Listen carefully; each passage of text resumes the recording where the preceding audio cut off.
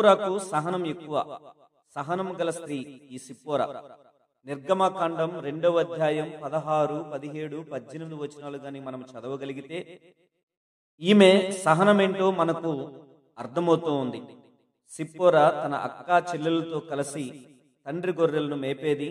సాయంకాలానికి వారు మందకు నీళ్లు పెట్టేవారు. అయితే మందకు నీళ్లు పెట్టడానికి ఈ తొట్లను నింపుతూ ఉంటే వేరే గొర్రెల కాపులు వచ్చి వారిని వెళ్ళగొట్టేవారు. అందువలన ప్రతిరోజు సిప్పోరాకు ఆటంకం ఏర్పడేది.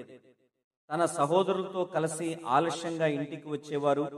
అయినా సరే ఈమె గొర్రెల కాపరులతో జగడమాడినట్లు మనకు పరిశుద్ధ గ్రంథములో ఎక్కడా కూడా కనబడదు.